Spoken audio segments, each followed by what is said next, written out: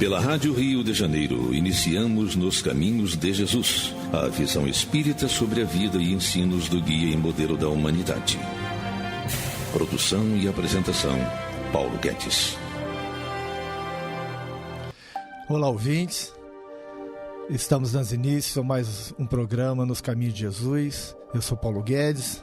Hoje, na técnica Maciel, auxiliada aí pelo Paulo de Tarso, nosso querido filho. Estaremos falando hoje sobre a bem-aventurança, os limpos de coração, que está no capítulo 5, versículo 8 do Evangelho de Mateus. Bem-aventurados os limpos de coração, porque verão a Deus.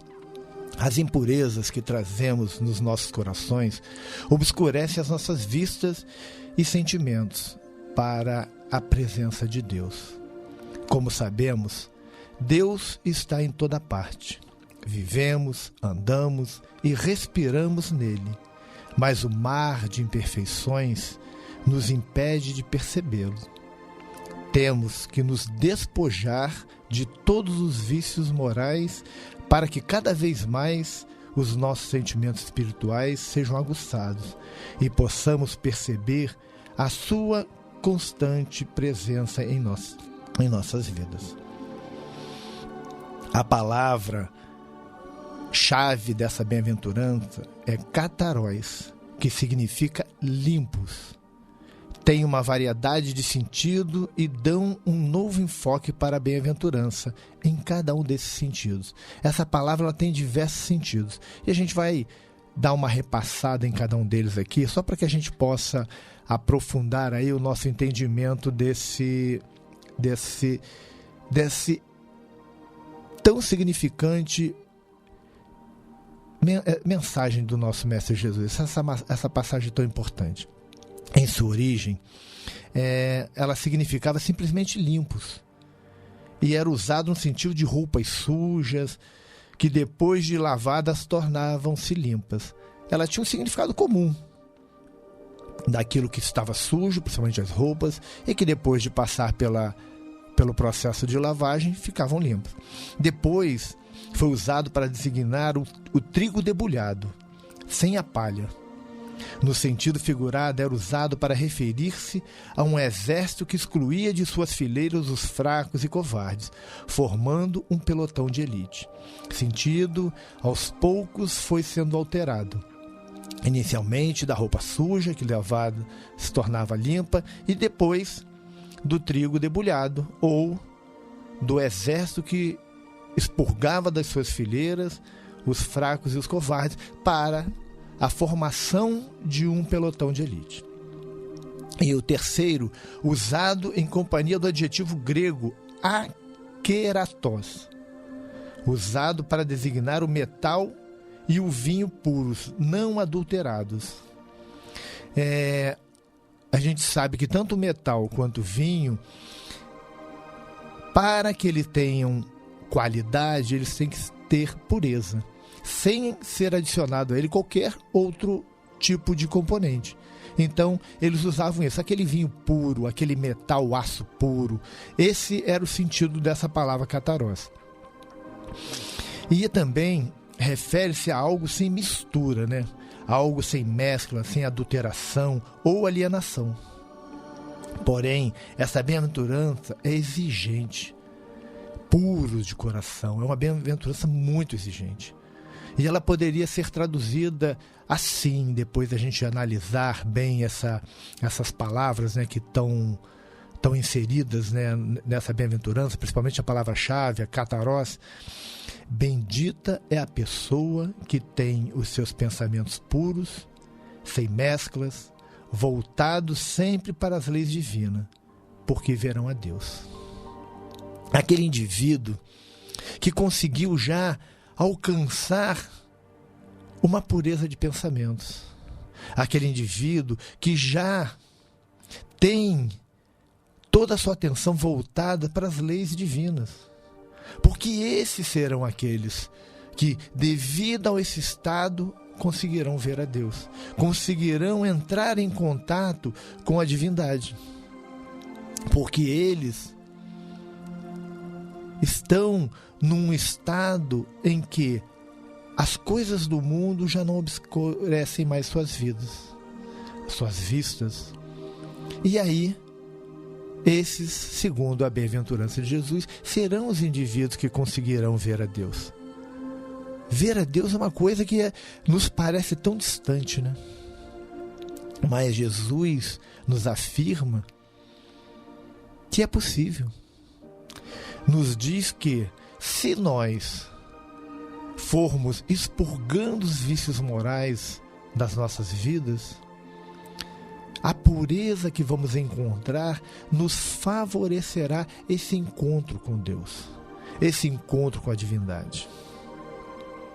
E vamos dar uma analisada na essência dessa bem-aventurança. Sobre tudo o que se deve guardar, guarda o teu coração, porque dele procedem as fontes da vida. A gente encontra isso em Provérbios, capítulo 4, versículo 23. Sobre tudo o que se deve guardar, guarda o teu coração, porque dele procedem as fontes da vida. Era aquela visão da espiritualidade, aquela visão que se tinha de que o coração é onde se guardava as purezas, é onde se guardava as virtudes. E a gente tinha que ter todo um cuidado com ele, para que não houvesse mesclas, para que não houvesse impurezas. Porque é do coração, porque o coração, cárdia, né, como se usava, procediam, segundo eles, todo o pensamento. Era uma maneira de se falar sobre a mente humana. Naquela época se usava isso. E a gente encontra em Mateus uma passagem, que está em Mateus 15, versículo de 10 a 19, que fala o seguinte: ouvi e entendei. Não é o que entra pela boca o que contamina o homem, mas o que sai da boca. O que sai da boca vem do coração, e é isso que contamina o homem, porque do coração procedem maus desígnios, homicídios, adultérios, prostituição, furtos, falsos testemunhos, blasfêmia. Observem como o coração era o reservatório de todos os pensamentos. E Jesus é muito claro que não é pela boca que o que sai da boca é que contamina o homem, mas o que vem do coração. Temos que ter a pureza de coração. Temos que guardar, como fala no provérbio, o coração. Guardá-lo puro, não permitindo que os modismos do mundo, as impurezas do mundo, o contaminem. Porque hoje é muito comum. A gente tem observado muito as pessoas andando cada vez mais como robôs. Se cria uma moda, seja ela em qual aspecto que for, tanto de vestuário quanto de procedimentos, de palavras, e isso passa a virar regra, e todas as pessoas agem dessa forma. A gente observa que alguns pseudos pensadores trazem teorias, filosofias esdrúxulas, e as pessoas simplesmente seguem, sem fazer uma análise profunda daquilo que passaram a seguir. Não olham aquilo e comparam, por exemplo, com as palavras de Jesus. Nós espíritas não comparamos muitas vezes com os ensinamentos trazidos por Allan Kardec, pelos ensinamentos trazidos nas obras subsidiárias de Chico Xavier, de Divaldo Franco, de Ivone Pereira. Simplesmente passam a vivenciar aquilo como se fosse uma verdade. E aí surgem todos os problemas. E aí surgem todas as distorções. E aí surgem os vícios morais. A pureza se dilui. A pureza deixa de existir. A impureza dos vícios morais passam a fazer parte das nossas vidas. Temos que estar atento. lembrando daquilo que nos disse os espíritos da codificação, que deveríamos passar pelo crivo da razão tudo o que nos fosse apresentado. É melhor rejeitar 10 verdades do que aceitar uma mentira. Porque a verdade, ela por si só vai se impor. E a mentira, ela contamina de tal forma as nossas vidas que depois, para que a gente volte atrás, principalmente pelo orgulho que ainda carregamos, é muito difícil. Então, temos que ter todo o cuidado. E dando sequência à essência dessa bem-aventurança, como nos disse Jesus, todo pensamento impuro contamina a alma, deteriora o senso moral e tende a aprisionar o espírito às coisas materiais. Quando traduzimos a expressão limpos de coração, temos que entender que a palavra coração se refere ao intelecto, à consciência, o homem interior.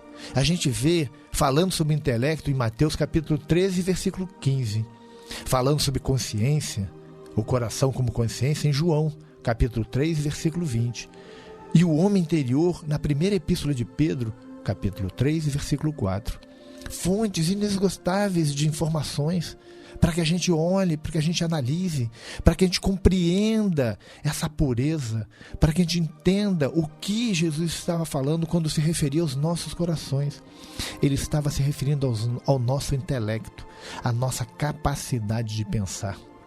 E essa capacidade é que nos coloca como seres diferenciados da criação de Deus. Na condição hominal, somos seres que pensamos, que analisamos e que tomamos decisões. Não podemos deixar que as coisas sigam de forma diferente, para que os nossos corações ou o nosso intelecto não seja contaminado. A nossa casa mental é de nossa responsabilidade.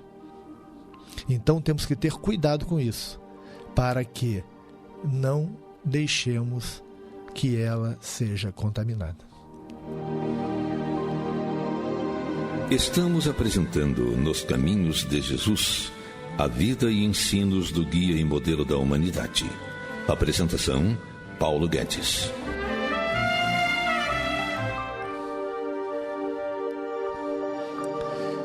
Limpos de coração. Pode incluir a ideia de castidade, mas indica principalmente a singeleza de coração, o propósito singelo e puro.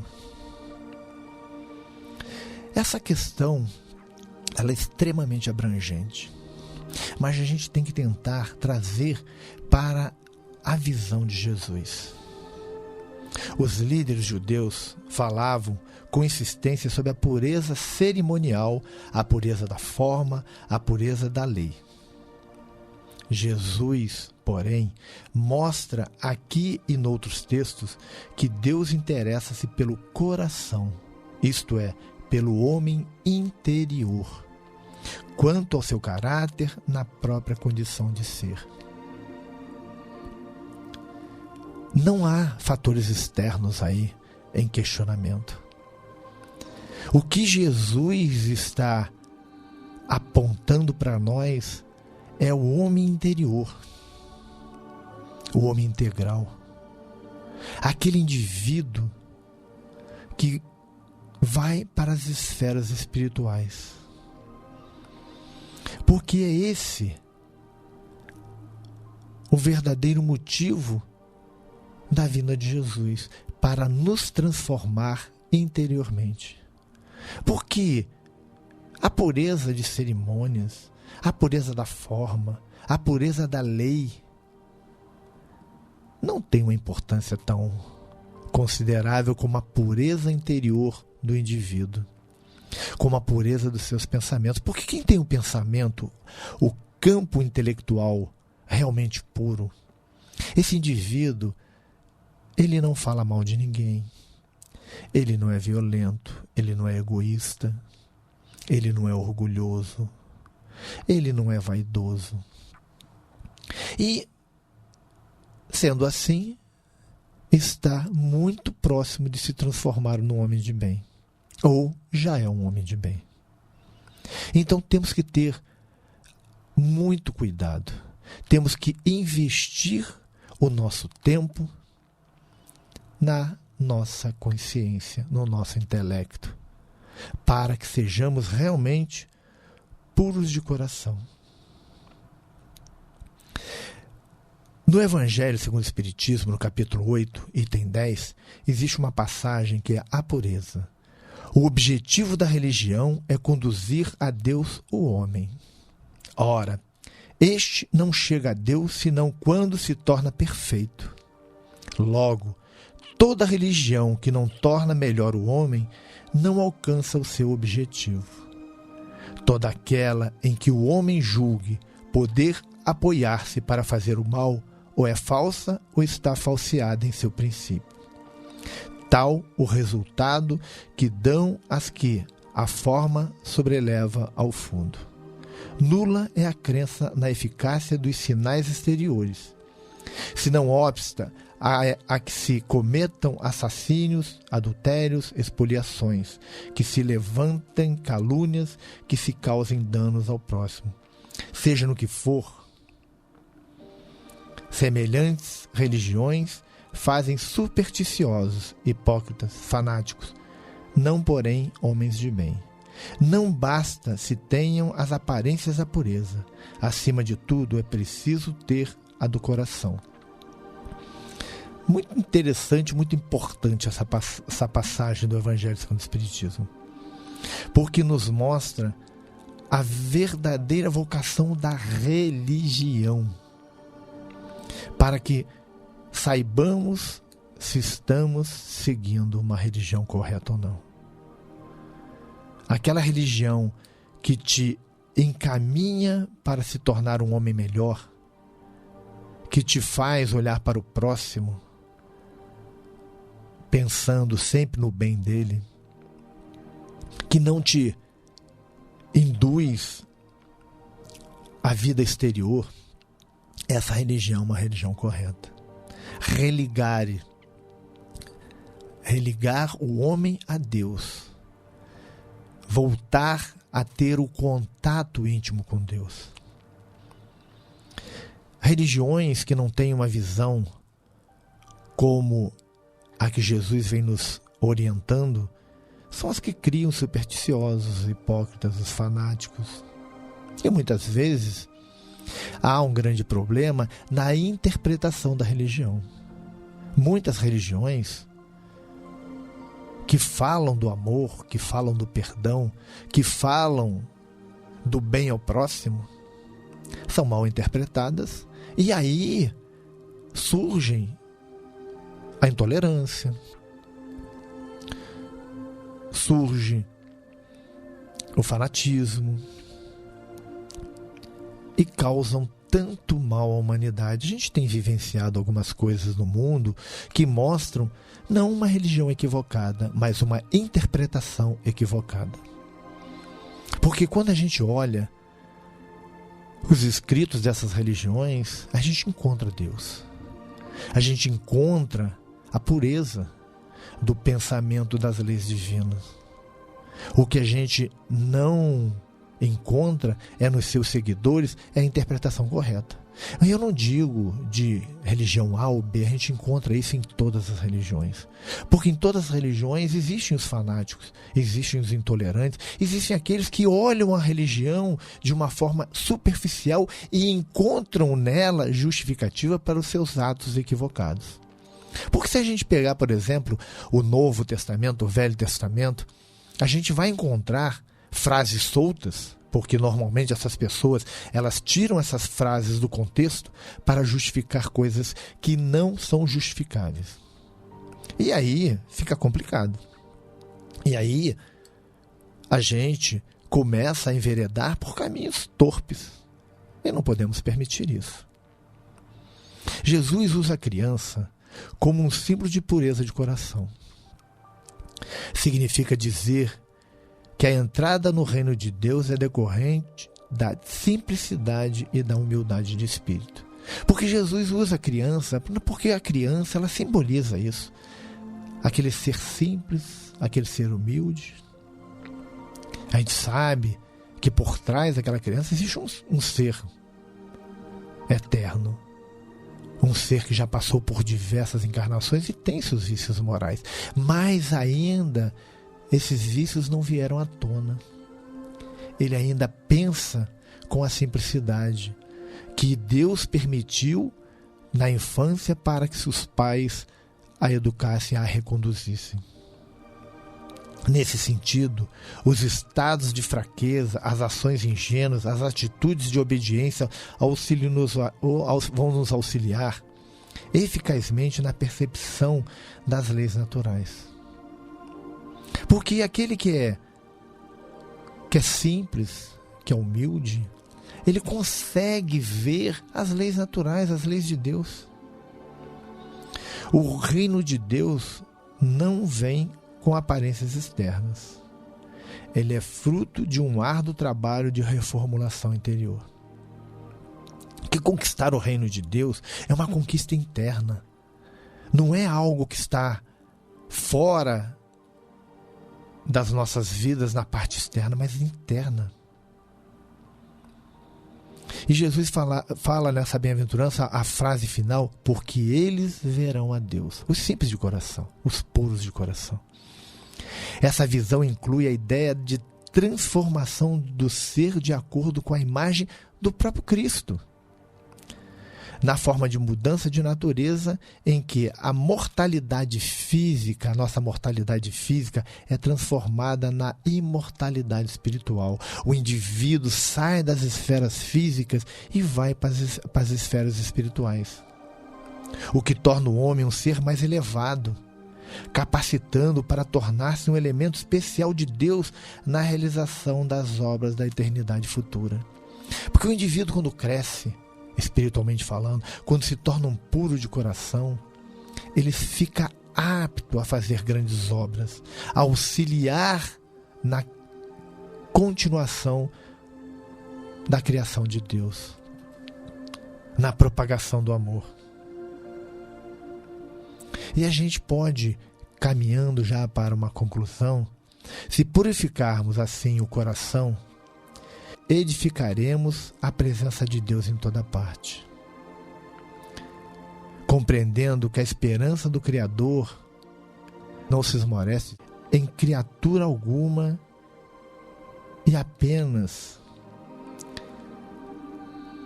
perceberemos que a maldade e o crime são apenas espinheiros, lama que envolve o campo da alma.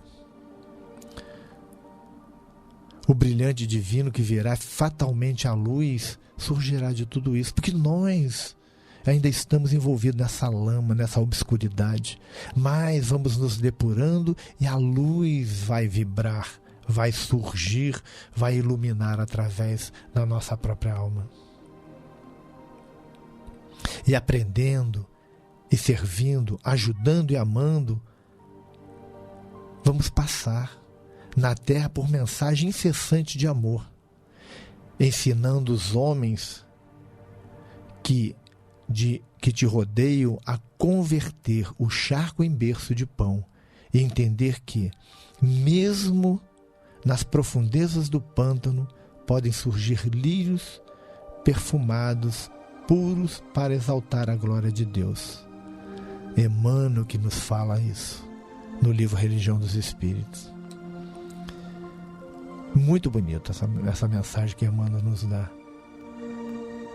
E aprendendo e servindo, ajudando e amando, passarás na terra por mensagem incessante de amor, ensinando os homens que te rodeiam a converter o charco em berço de pão e a entender que, mesmo nas profundezas do pântano, podem surgir lírios perfumados, puros, para exaltar a glória de Deus. Nós somos esses lírios perfumados que podemos sair do charco da imperfeição.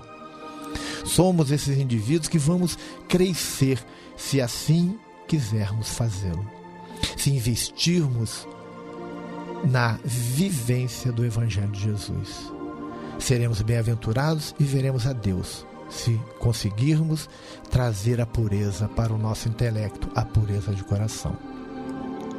Estamos encerrando mais um programa e estaremos aqui na semana que vem, se Deus assim o permitir. A Rádio Rio de Janeiro apresentou Nos Caminhos de Jesus, a visão espírita sobre o guia e modelo da humanidade. Produção e apresentação, Paulo Guedes.